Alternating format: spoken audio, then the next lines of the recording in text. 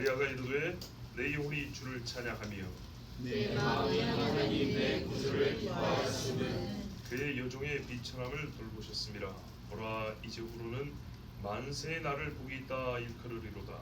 여호와시니가 그 일을 내게 행하셨으니 그 이름이 거룩하시며 긍휼하심이 대대 두려워하는 자에게 대대로 이르는도다.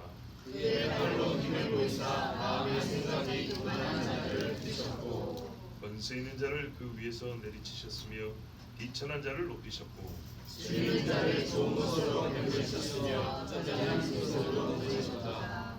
그 종 이스라엘을 도우사 긍휼히 여기시고 기억하시되 우리 조상에게 말씀하신 것과 같이 아브라함과 그의 자손에게 영원히 하시리로다 하니라.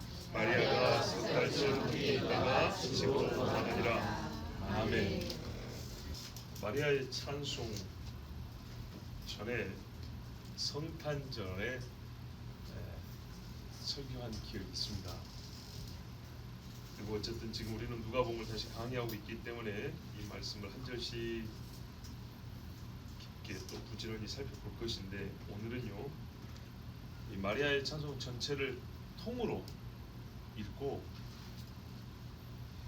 그 내용의 특징이 이 손에 잡히는 게 하나 있어요. 눈에 들어오는 게 하나 있어요. 그 특징 한 가지를 우리가 좀 살펴보면서 신앙인의 눈에 대하여, 이 특징이 뭐냐면 눈에 관한 보는 것, 보는 것에 관하여 먼저 한번 우리가 귀한 은혜를 받고 그 다음에 다시 또 차근차근 이 찬송의 말씀을 강의하도록 하겠습니다. 자, 마리아가 46절 47절에 하나님을 찬송한다, 내 구주를 기뻐한다, 분명히 그렇게 말하고 있죠. 그렇죠? 자, 여기 보면 마리아가 영혼이 주를 찬양한다 했고 마음이 내 구주를 기뻐한다 그랬어요. 고린도전서 우리가 찬양할 때 내가 마음으로 노래하고 영으로 노래하고 그랬는데 이게 찬송입니다. 여기 보면 영으로, 마음으로. 하나 바로 잡을 건 뭐냐면 47절에 구주를 기뻐하였음은 인데 원문에는 구주 안에서, 주 안에서, 이 부분이 아주 중요합니다. 일단 이걸 기억하시고 한번 보겠습니다. 자, 여러분, 아까 우리가 교독을 했지만 다시 한번 읽어보고 나서 제 설교를 들어야 여러분이 동의가 되실 것 같아서 제가 한번 읽을 테니까 제가 짚는 것을 눈으로 한번 따라 읽으십시오. 49절에는 하나님이 나에게 성령으로 아들을 잉태하게 하신 일을 노래하는 것으로 보입니다. 그죠? 50절은 51절 긍휼하심이 두려워하는 자에게 있다. 이건 일반적으로 알려진 하나님의 속성이고 하나님이 하시는 일의 특징이고요. 51절, 51절도 다 똑같은데 마음의 생각 교만한 자를 흩었고 권세 있는 자를 내리쳤고 비천한 자를 높이셨고, 또 53절에 줄인 자를 좋은 것을 배부르셨고 부자는 빈손을 보내셨다 했습니다. 다 하나님이 하신 일은 맞습니다. 그죠? 우리가 구약 성경을 보면 이게 지금 누가복음이니까 예수님 막 오실 때 이야기니까 구약 성경을 토대로 보면 마리아의 한 노래가 다 맞는 이야기입니다. 다 하나님이 하신 일입니다. 그런데요, 제가 궁금한 건 이거예요. 왜 자기하고 직접 상관이 없는 일을 얘기하죠? 자, 49절에 아니면 48절, 49절 자기 이야기로 시작했잖아요. 그죠? 하나님께서 저 갈릴리의 촌구석에 있는 어린 소년 나를 불러다가 구주의 어머니가 되게 하셨다.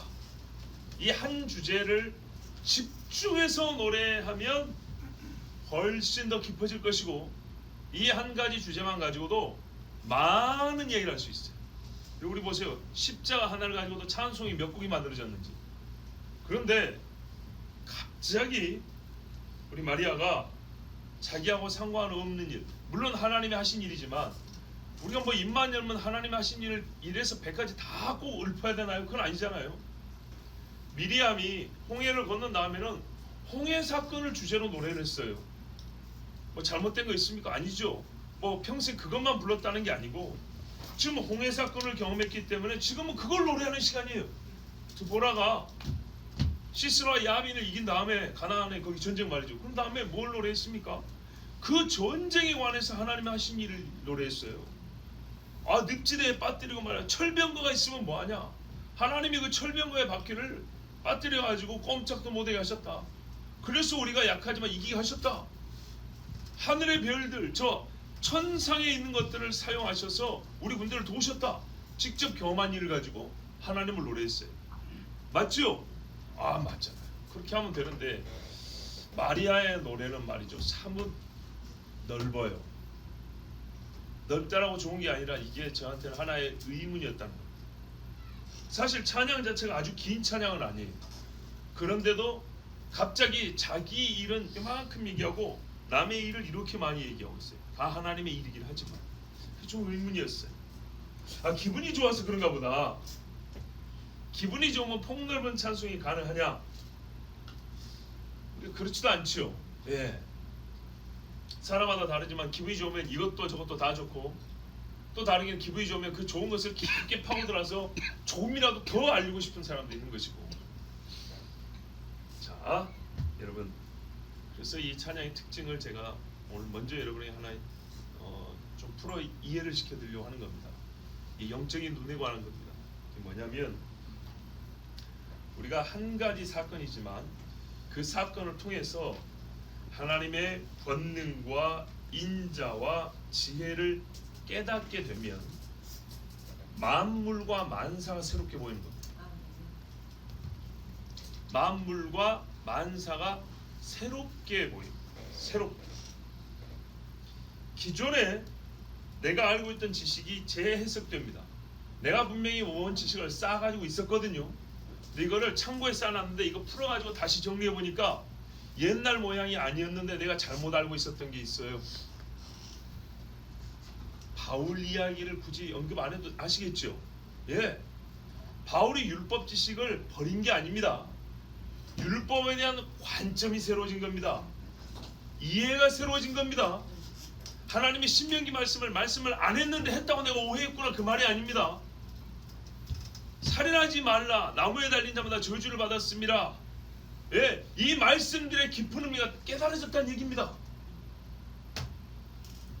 아브라함을 부르시고 이삭을 부르사 많은 영들이 있어도 이삭의 씨만 내 씨다, 내 자손이다 이렇게 부르신 이 모든 말씀이 기존에 알고 있었던 것과 다르게 재편되어 해석됐다는 얘기입니다.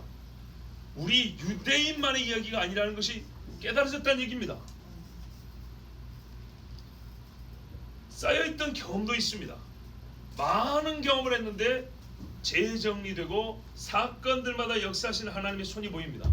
모세 같은 경우에 호렙산에서 하나님을 안 만났다면 그가 자기의 출생과 부모가 석 달을 숨긴 일과 갈대상자에 넣어가지고 나일강에 버린 것과 애굽의 공주가 자기를 주었다 뭐 그래도 되죠. 예, 가져다가 자식 삼아 키우고 이 모든 일에 대하여, 그리고 40세가 되어서 자기가 형제를 돌볼 마음이 생겨서 살인을 저지른 일을, 그때까지 이 경험에 대해서 자기 나름대로의 해석과 판단이 있을 거 아닙니까? 근데 호렙산에서 80세에 하나님을 만나고 나서 내가 너를 보낸다 했을 때 그 모든 경험이 다시 자기 안에서 재해석되지 않았을까요?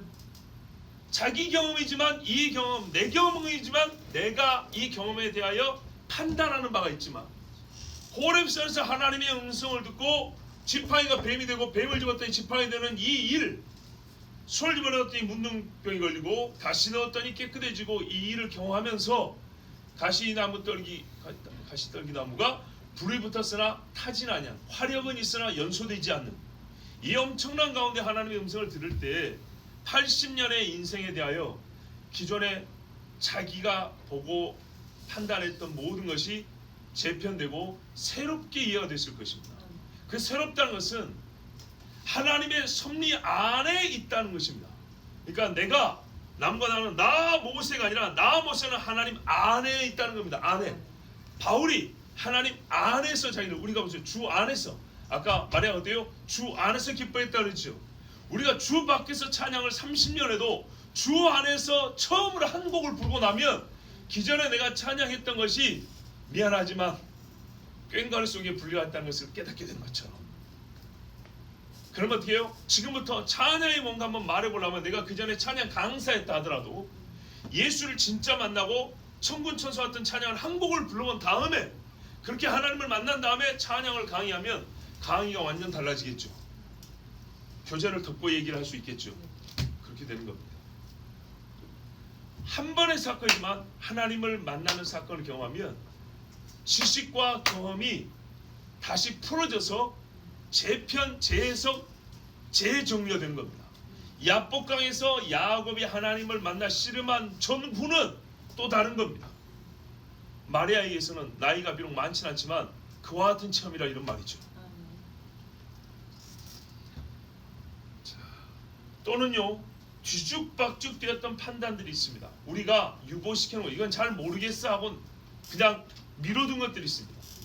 어느 날 주님을 만나서 진짜 섬광이 번쩍하면요 그동안에 미뤄왔던 것들 혹은 혼란스러워서 정리가 안 됐던 것들이 쫙쫙쫙 꿰어 맞춰 그거였구나 이렇게 깨달아지기도 합니다. 자, 여러분 깨달아졌을 때 허벅지만 한번 치겠습니까? 아니면 신앙인은 입을 열어 노래를 하겠습니까? 노래하겠죠. 여러분 이방인도 말이죠 이런 경험을 하니까 노래를 하더라고요. 느부갓네살 봐보세요. 노래를 하잖아요. 다리오를 보세요. 노래를 한다고요. 그러므로 또 그들의 노래를 보세요. 그들은 왕이기 때문에 스케일이 왕다워요. 제국의 규모에서 제국적 안목을 가지고 노래를 합니다. 하나님을. 땅을 다스리는 분이 누구냐? 왕을 세우고 흥망성쇠를 주관하시는 분이 누구냐? 이렇게 얘기를 한다고요. 보세요. 그 전에 그 사람들도 정치학을 배웠을 거예요. 그죠? 통치론을 배웠을 거라고요. 행정학을 배웠단 말이죠. 그런데요, 하나님 앞에서 높고 낮아지고 하나님이 다스리는 걸 한번 경험하고 나니까 그 모든 것이 하나님을 노래하는 찬양이 한 줄도 안 들어가요. 그리고 하나님을 노래한 그것이 곧 그의 통치관, 주권자의 행정 이론이 되는 겁니다. 믿으시면 아멘 합시다. 자, 그런 것처럼 말이죠. 마리아가 성령의 인재를 받고 하나님께서 내 안에 인류 역사상 전무후무한 성령으로 메시아를 잉태한 경험을 하고 나니까 어떻게 되냐 하면 지나간 역사와 앞으로 있을 미래 그리고 개인과 세계를 아울러서 하나님의 모든 역사하신 일을 보고 또 보이는 것을 소리내지 않고는 견디지 못하게 된 것입니다. 이것이 하나님의 크신 권능을 경험했다 하는 사람들에게 공통된 반응입니다. 견디지 못하는 심정이 이렇게 표현됐을 때 밖에 사람들 우리가 보기에는 무미건조하게 기쁨에 겨워 마리아가 찬송하였다라고 무미건조한 분석적 용어 기쁨에 겨워 마리아가 찬송했다. 우리도 기쁨에 겨워 찬송하자 이렇게 끝날 수 있을지 몰라도 마리아 본인은요 이런 노래가 나오는 것은 영적 세계로부터 시작해서 육의 세계를 내려다보는 눈을 가진 사람 그런 사람의 심정으로 노래한 것이기 때문에 우리는 사실 그 기쁨의 겨울을 분석적으로 말하지만 기쁨이 무엇인지 잘 모릅니다. 그래서 납작한 언어로만 분석을 길게 하는 겁니다. 이 엠보싱 효과 있죠. 그러니까 좀 쿠션 있게 말이죠. 그 마음이 느껴지면서 그렇게 마음이 뿔렁뿔렁하면서 이 말씀을 그렇게 느껴야 되는데 그게 잘 안 되는 겁니다. 왜냐하면 육체 일에 대하여 육체적 반응을 하는데 우리는 익숙해 있거든요. 우리가 육체적 안목을 육신의 안목을 갖고 있기 때문에 육신의 안목으로 우리 눈에 보이는 건 다 육체의 일이거든요. 육체의 일에 대하여 육신의 안목으로 반응하는 것이 우리에게 적응이 되어 있고 여기에 익숙해 있기 때문에 정말 이와 같은 경우는 간혹 있는 일이에요. 그래서 순식간에 영적 세계에서 육의 세계에 일어난 모든 일을 왜 갈릴리 촌에 있는 시골 여자 나한테 이런 일이 일어났는가? 왜 정원한 요셉이라는 남자, 정원한 남자에게 나에게 일어났는가? 왜 유다 지파가 왜 로마 제국시대에 있는 지금인가?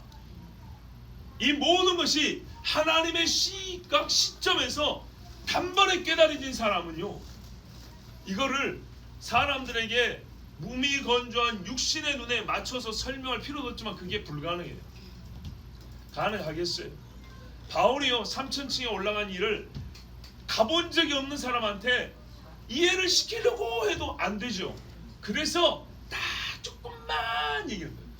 고린도 성도들에게 더 깊게, 우리는 이것만 갖고도 감당이 안 되는데 하여튼 훨씬 더 깊고 훨씬 더 영적으로, 진짜 우리가 말하는 영의 세계에서 설명할 수 있었지만 뭐라냐, 미안하지만 당신들이 너무 어려서 내가 육신적인 표현으로밖에 못한다, 이렇게까지 하고 많이 낮춰서 말한 게 고린도전서랍니다.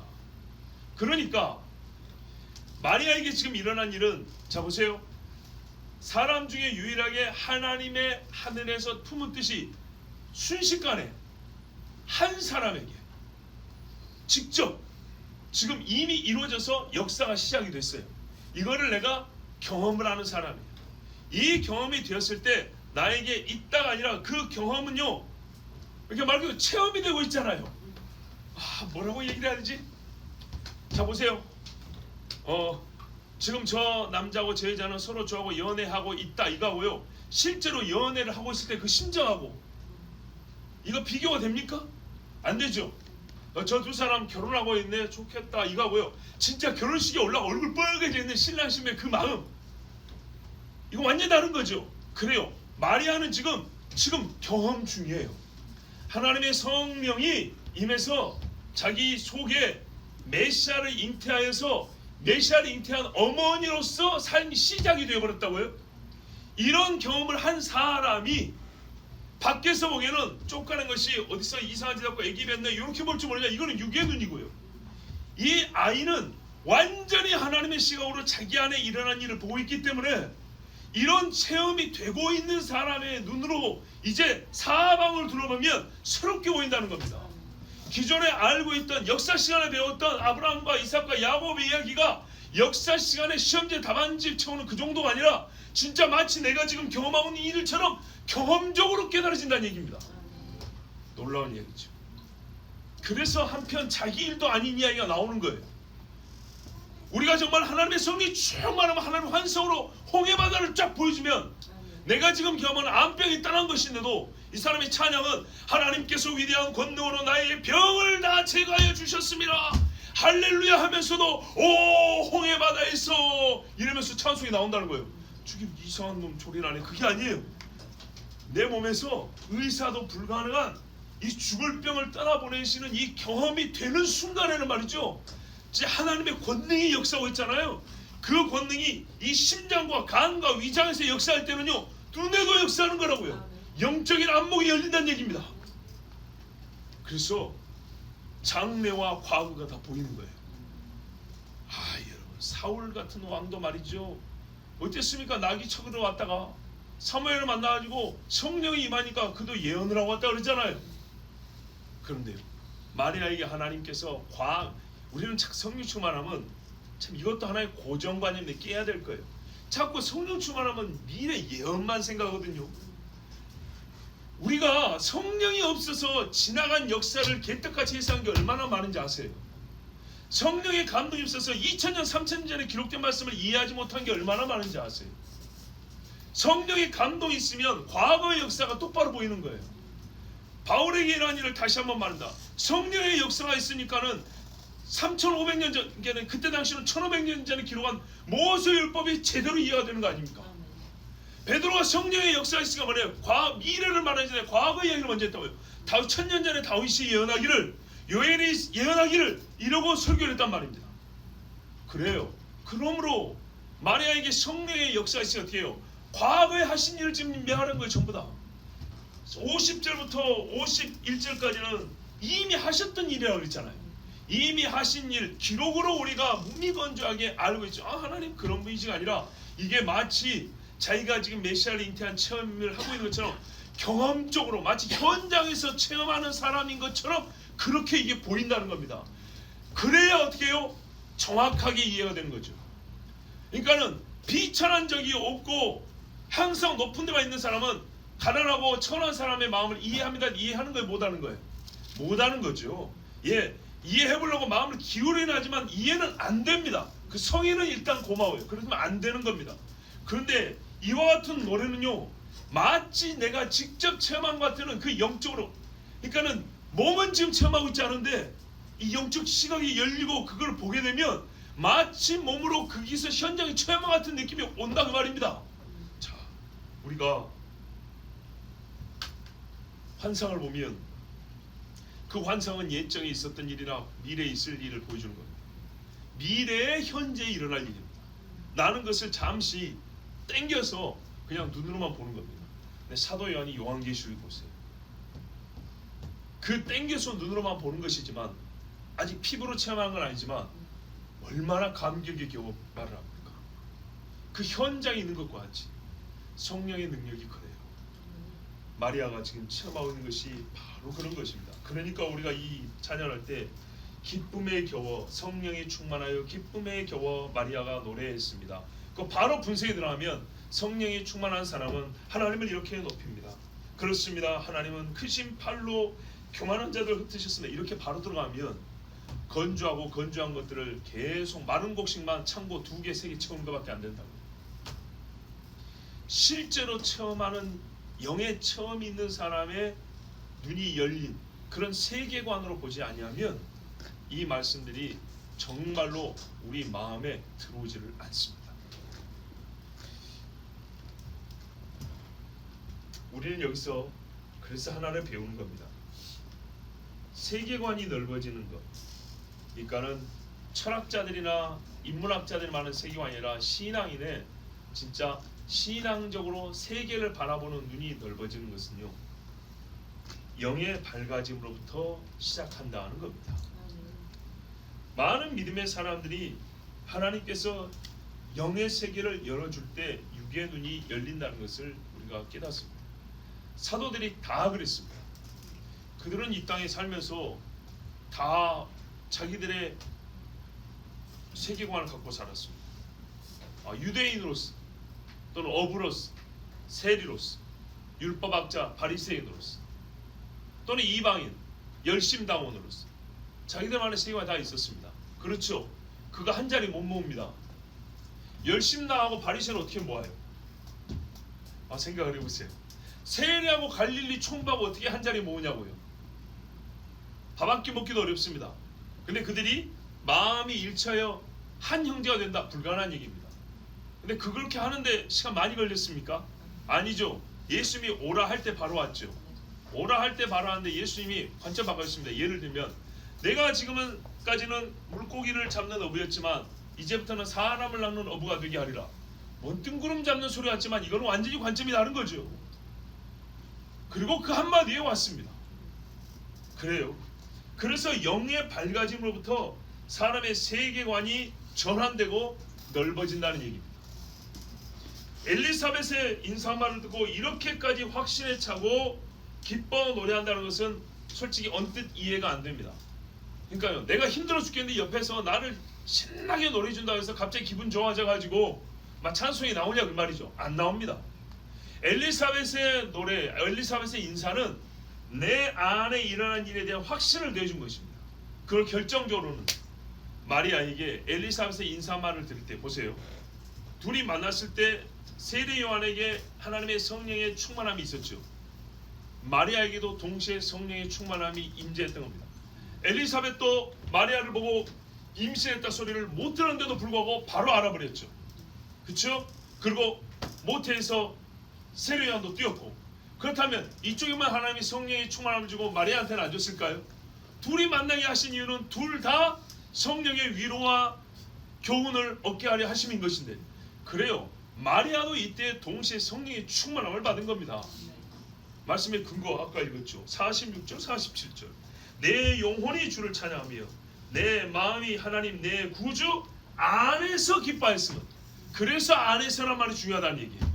주 안에서 기쁨을 얻었다고 말하고 있습니다. 성령이 나를 사로잡았다는 얘기입니다.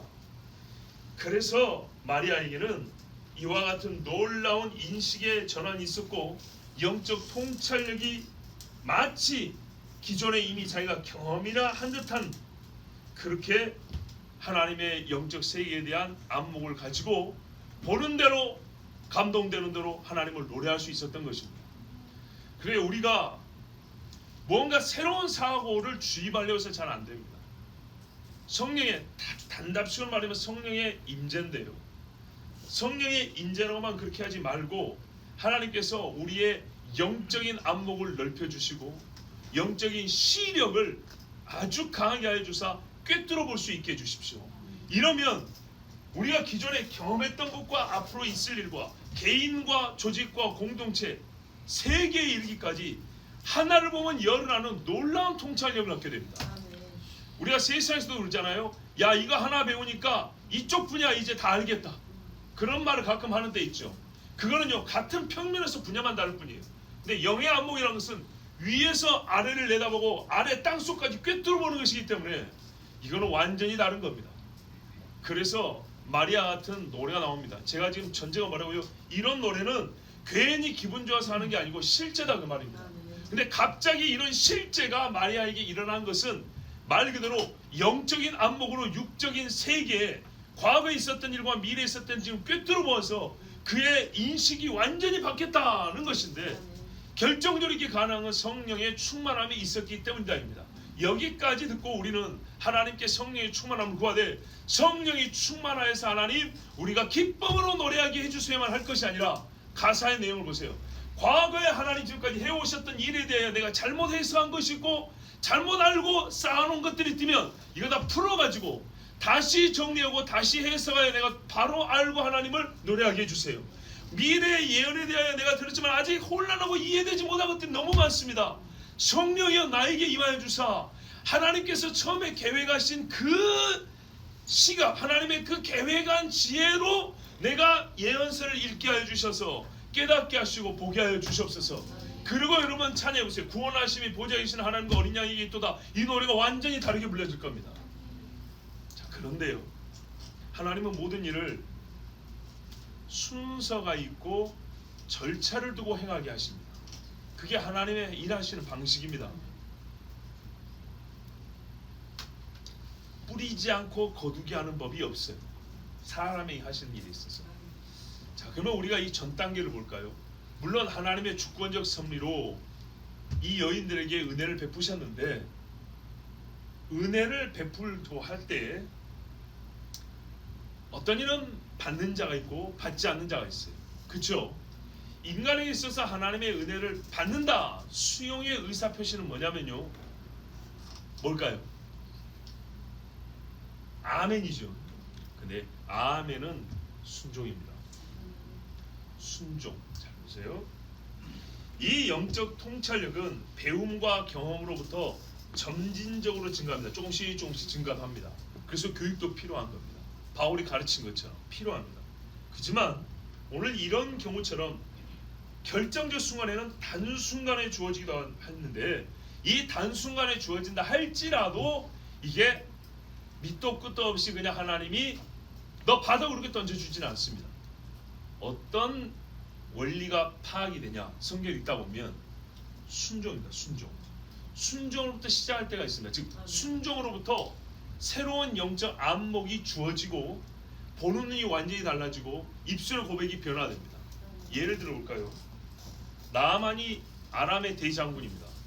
국방부 장관이라 해도 뭐 틀린 말 아니죠. 근데 그 사람은 아람 사람이기 때문에 아람의 신을 섬기고 아람 왕을 따라서 아람의 국가 정치관에 입각해서 정치인으로서 군인으로서 평생을 살아온 사람입니다.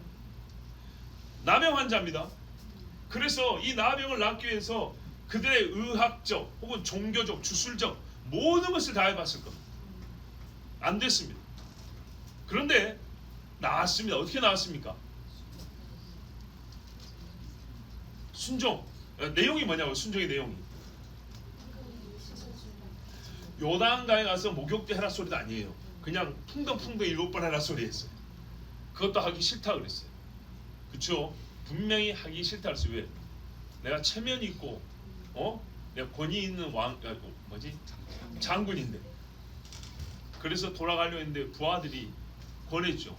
아니 또 험한 걸 시켜도 했을 거 아닙니까? 나병을 낫겠다면. 근데 이건 못 하겠습니까? 그래서 어떻게 했어요? 했죠. 했더니 피부가 난 우리 애기들 볼 때마다 나만이 자꾸 생각나요. 얼마나 큰 복을 받았나. 애기 피부 같아. 애기 피부. 요즘 표현하면 최강동안 라고 할 수 있겠죠. 아 그렇지 않습니까? 열 몇 살만 먹어도 여기가 말이죠 상하기 일수인데 애기 피부를 가졌다니. 나만 장군이 애는 분명히 알 텐데. 이야 이게 순종입니다. 그래서 좋다고 갔습니까? 이렇게 말을 했습니다. 내가 이제 이스라엘 외에는 온 천하에 신이 없는 줄을 아나이다. 아멘. 억지로 한 순종이지만요 이 순종에 눈이 달라졌어요. 여러분 이게 한 줄이니까 우습게 보이면 안 됩니다. 아람 사람으로 아람의 신을 섬겨온 사람입니다. 아람의 신 안에서 살아온 사람입니다. 근데 이 한 번의 체험으로 그 밖으로 뛰어나온 겁니다. 이건 대단한 고백입니다. 성경에 이런 예가 많습니다만 하나만 시장에서 하나만 더 드리죠. 우리 베드로 형님. 이분은 왠지 형님으로 부르고 싶은 분이에요. 고집이 보통이 아니에요. 나름 전문가입니다. 그죠? 바다에서 갈릴리 바다에서 고기 잡고 배 일하는 뱃일에는 정말 이 양반을 따라갈 수 몇 배도 과언이 아닙니다. 그런데 동생이 와가지고 우리가 선지자들이 예언한 그분을 만났다 해도 헛소리 집어치라면서 몇 번을 말해도 안 들었어요. 안 들었는데 결정적으로 예수님을 만난 사건이 있죠. 그게 뭡니까? 그렇죠. 누가복음 5장에 기록된 말씀이죠. 예수님의 하루는요 베드로를 잡으려고 작정을 하셨어요. 그래서 일을 마치고 들어와 있는데 배 좀 빌립시다 해가지고 좀 띄워달라 했어요. 그러니까 물로 약간 띄워가지고 거기서 설교를 했다 그랬어요. 설교를 마쳤다 그랬어요. 자 예수님의 밤에 설교 아닙니다. 낮에 설교. 근데 배를 약간 띄우고 설교를 마친 다음에 그 많은 사람들이 보고 있는데 베드로한테 뭐 잡은 거 있냐 했더니 우리가 밤새도록 고생했는데 잡은 게 없다. 예수님 뭐라 그랬어요? 저기 가서 깊은 데 가서 금을 내리라 그랬어요. 말 같은 소리를 해야지. 이 많은 사람들이 보고 있다고 해서 말이지 뭐 시키면 다 할 줄 아나. 그런 건 아니란 말이에요. 근데 베드로가요 희한하게 그날 뭐라 했어요? 우리가 밤이 맞도록 수고했지만 얻은 것이 없다 그랬어요. 여러분 이 설교는 많이 들었을 겁니다. 한마디로 할 마음이 없다 이 말입니다. 말도 안 되는 소리란 얘기입니다. 대낮에 그물 이거 보면 고기들 들어오지도 않아요. 그런데 말했어요.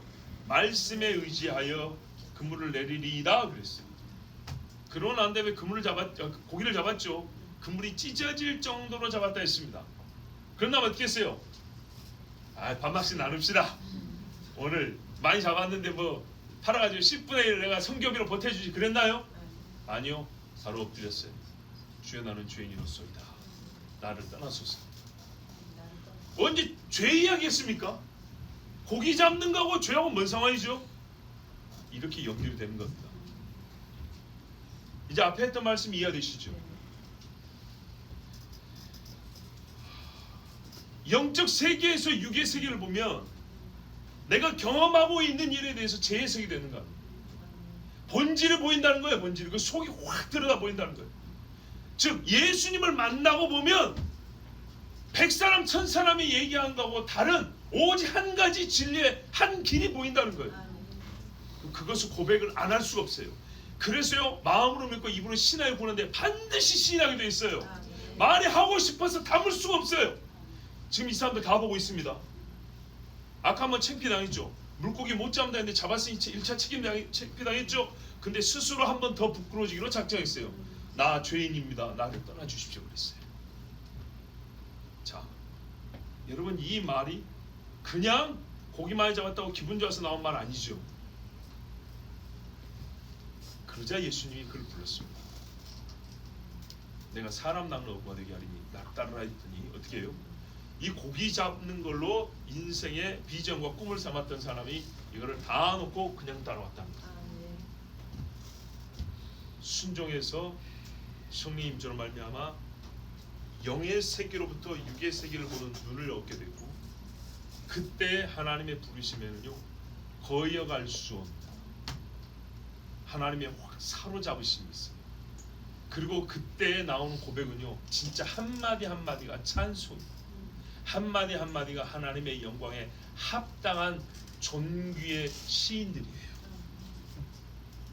성경에는 일관성 있게 공통적으로 이렇게 보여줍니다. 왜냐하면 이게 바로 죄인이 의인되는 과정과 흡사같거든요. 그들이 베드를 육체되고 모든 것을 버려두고 예수를 따르니라. 얼마나 은혜가 되는 한 줄의 말씀인지 모릅니다. 그리고 마리아의 노래 보면 최종 마무리 1, 2, 3절 있다면 3절에 뭐가 나오냐? 우리 옛날 복음성가 아니 옛날 찬송가에 보면 우리가 지금 부른 찬송 다 옛날 찬송들이잖아요.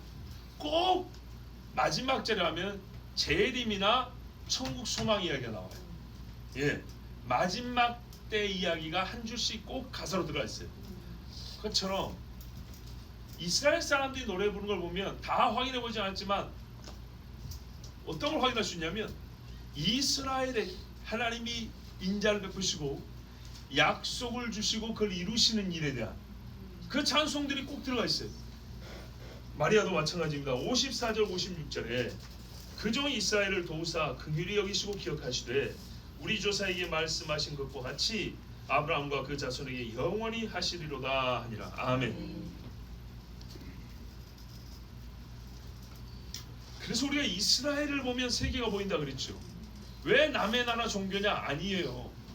전 세계 모든 사람이 주신 하나님의 약속인데 인류 모두에게 주셨지만 인류 모두가 잊어버릴 때 하나님이 한 사람을 택하시고 다시 기억나게 하시고 스스로 그 약속을 지키시는 것이 이스라엘에 나타났기 때문에 우리가 이스라엘을 얘기하는 거예요.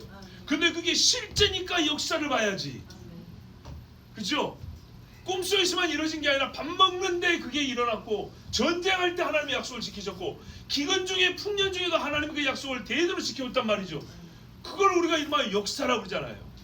인간에게 일어난 사건 중에 유의미한 의미를 가진 일들을 역사라고 부른다고요. 이보다 더 의미 있는 일이 어디 있어요? 그래서 우리가 역사를 보는데 하나님이 택하신 사람이 우리 표현으로 히브리 사람 유대인이라 유대인의 역사라고 부르는 것이지 그게 유대인만의 이야기가 아니라 그 말입니다. 자, 54절 56절을 통해서 인간이 하나님에 대하여 아는 지식 중 가장 위대한 것은 무엇이냐인가를 알 수 있습니다. 이걸 빼놓고 찬송이 마무리되지 않습니다. 그건 뭐냐면 하나님께서 한 사람을 택하시고 그의 씨로 말미암아 죄인을 구원하신 일입니다.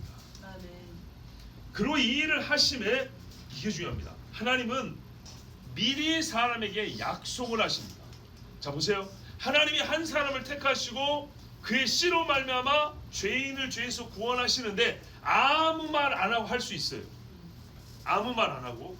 그런데 하나님은 일을 하실 때 어떻게 하면 미리 말씀하신다는 거예요. 그리고 그 모든 일을 차근차근 이루는 과정을 100% 공개하신다는 거예요. 모를까봐 기록까지 남겨서 보라고 가르쳐 주잖아요. 이렇게 했다고. 확인해 보니까 진짜잖아요.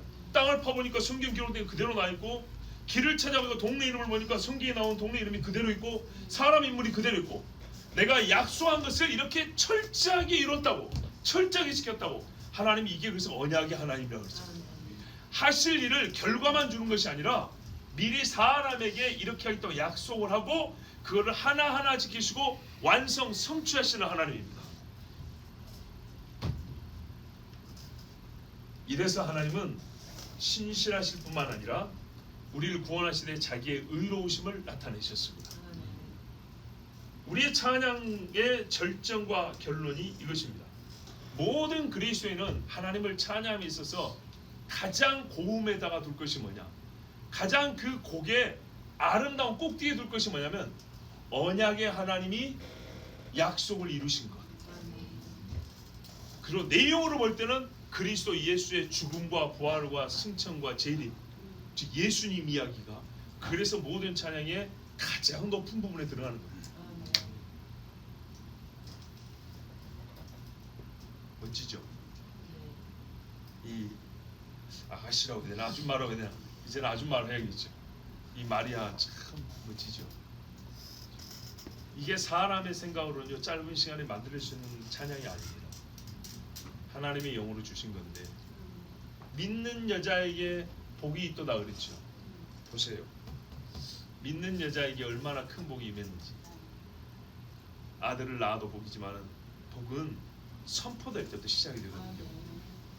이 입에서 이와 같은 놀라운 찬양이 나온다는 것이 얼마나 감사한지. 이 찬양의 내용을 가사를 하나하나 보기 전에 이 전체로 그 성격, 이 노랫말들의 성격을 보면 우리 신화에 있어서 지금 전한국과 같은 통찰과 은혜를 받을 수가 있습니다. 또한 우리가 바랄 것이 무엇이냐, 찬송에도 내가 바랄 것이 무엇이냐 하는데 정말 우리의 신앙인으로서 하나님 말씀과 약속을 믿고 또한 때를 기다린다고 하는 사람들이 바랄 것이 무엇인지를 우리가 이 말씀 통해서 배웁니다. 자, 하나 더 보시죠. 56절을 보면 마리아가 한 석 달쯤 함께 있다 집으로 갔다 합니다. 이야, 저는 이 말씀에도 굉장히 은혜를 받았습니다. 석 달 동안 뭐 했을까요? 노래했겠죠. 그죠? 석 달 동안 기뻐하며 노래하고 하나님 이야기하고 막 했겠죠. 성경에 전도서 보면 만사의 기한과 때가 있다고 했어요. 때는 어떤 시점이지만 기한은 기간 또는 기한은 일정한 시간의 간격, 좀 여유분이죠.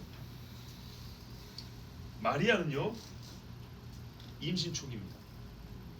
임신 초기에 우리는 뭐가 필요하다 하죠? 그렇죠. 안정과 쉼이 필요하다 그럽니다.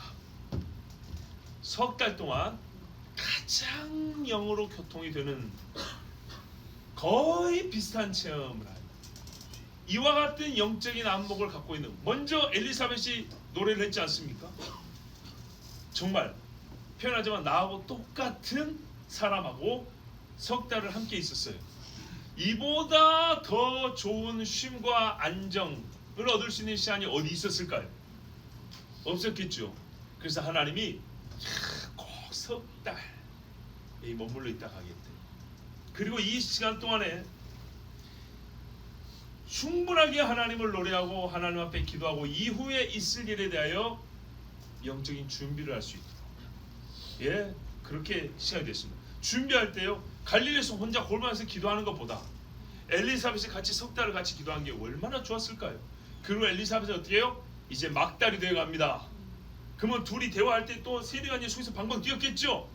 이것을 석 달 동안 보면서 얼마나 큰 영의 위안과 힘을 얻겠습니까? 하나님의 일은요 다 뜻이 있어요. 자, 그래서 석 달만에 가는데 돌아가는 것도 중요해요. 여러분, 뒤에 석 달이면 돌아갈 수 있을까요? 혼자 걸어서 저기 유대 광야 이 산골에서 헤브론에서 저기 나사렛 갈릴리까지 걸어서 지금 차 타고도 얼마나 가야 되는데요? 7달, 8달, 9달이면 못 갑니다. 그러나 지금 한 4달쯤 되면 갈 수 있습니다. 가야 할 집으로 가되 하나님이 쉬어야 할 때 쉬고 위로 얻을 때 위로 얻고 갈 수 있을 때 가게 하시고, 얼마나 하나님의 이 때를 정하심이 오묘하고 감사한지. 거기다가 보세요.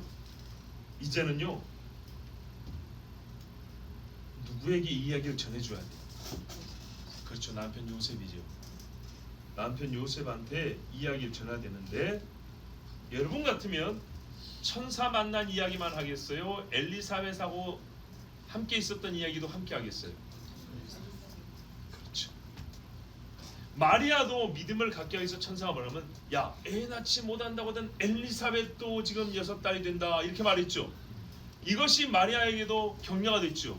그렇다면 마리아가 이제 요셉한테 말할 때 나에게 일어난 일을 놀랍게 여기지 마시오, 내가 지금 석 달 동안 만나고 온 엘리사벳은 말이오 하고 얘기를 했단 말이죠.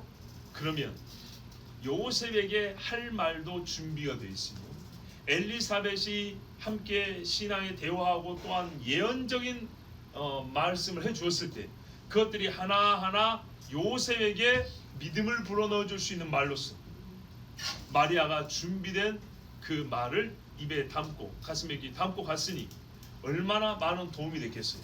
그렇죠? 그래요. 다 하나님의 뜻이 있는 거예요. 그리고 그쯤 하여 천사가 누구한테 갔을까요? 요셉에게 갔죠. 내 아내 마리아 데려오기를 무서워하지 말라. 자, 왜 그러냐? 보세요. 마리아가 임신 막 해가지고 갔기 때문에 몰라요. 몰라. 근데 그러니까 우리가 이게 이제 우리 하나님은요 직관의 능력도 주셨고 추론의 능력을 줬단 말이에요. 말씀을 이게 재밌어요. 추론 하나하나 따져보고 찾아보면서 깨닫는 재미가 쏠쏠하거든요. 추론의 능력을 줬어요. 봐보세요. 요셉에게 천사가 언제 나타났을까요? 오늘 밤에 마리아에 나타나고 내일 밤에 요셉이 나타났을까요? 그게 아니란 말이죠. 왜냐? 마리아가 배가 부리지 않아서 엘리사벳에 가버리고 아무도 모르기 때문에 요셉이 근심할 이유가 없어요. 성경에는 요셉이 이미 근심하고 있는 동안에 천사가 나타나고 돼 있어요. 네 아내 마리아 데려오기를 근심하지 말라, 두려워하지 말라. 조용히 끊고자 했다 그랬어요. 왜요? 임신한 사실을 알았기 때문이죠. 그 말인즉슨 마리아가 엘리사벳을 만나고 돌아와서 넉 달, 5달 되어가면서 배가 점점 나올 때, 그리고 마리아가 뭐라고 얘기했겠어요? 이제 천사 나타난 이야기도 하고 엘리사벳 만난 얘기도 했겠죠. 그래서 이것이 긴가민가 하고 확신을 하기는 좀 어렵고, 그럴 때 어떻게 해요? 결정적으로 천사가 나타나서 내 아내 마리아 데려오기를 두려워하지 말라 이랬던 거죠. 자, 재밌죠? 예, 그렇습니다. 하나님께서 이렇게 하셔서 하나님을 믿는 여자, 주의 말씀의 종으로서 자기를 가리켜 주의 여종, 계집종이오니 그랬습니다. 주의 종으로서 순종하는 자에게 때마다 일마다 은혜를 베푸셔서 엘리사벳이 나올 때, 거기서 함께 머무를 때, 돌아갈 때까지 정해 주셨습니다. 여러분, 엘리사벳이 뭐라 그랬어요? 하나님께 믿음을 드린 자, 하나님의 말씀이 이루어질 줄 믿는 여자에게 복이 있다 그랬죠. 보세요. 마리아가 어떤 복을 받았는가? 믿는 자라는 말은 항상 성경에는 지식과 순종이 포함된 말입니다. 믿으면. 그래서 요한복음에는 아는 것을 반복하지만 그것을 믿는 것과 동의요. 야고보서는 행함이 없으면 죽은 믿음이라고. 실제로 행함으로 믿음을 보인 자, 아는 것을 믿고 믿는 대로 행하는 것을 보여준 게 사도행전 아닙니다. 마리아도 역시 똑같이 하나님의 말씀을 믿고 하나님의 성령의 임재로 말미암아 충만함을 입어서 이 눈이 열려, 정말 신앙인의 눈이 열려서 하나님이 하신, 신앙의 눈은 하나님의 눈을 보죠. 하나님이 하신 전과 지금과 훗날의 모든 일, 여기와 거기 모든 만물과 만사를 아울러 진짜 이제부터 하나님의 주신 눈으로 새롭게 보게 되어 그것을 체험하는 자로서 견딜 수 없어 하나님께 찬송을 하였습니다. 그리고 그 찬송의 절제에는 어제나 오늘이라 항상 언약의 하나님, 언약하시고 이루시되 구원하시는 하나님의 노래가 그 가운데 들어있었습니다. 이렇게 복받은 여인은 하나님께서 집으로 돌아가는 길도 때를 정하여 주시고 평안히 가게 해주셨으니 우리가 여호와의 말씀에 순종함으로 하나님이 주시는 신앙의 눈을 갖기를 원하는 것이 마땅하지 아니합니까? 우리 이 시간 함께 기도하겠습니다.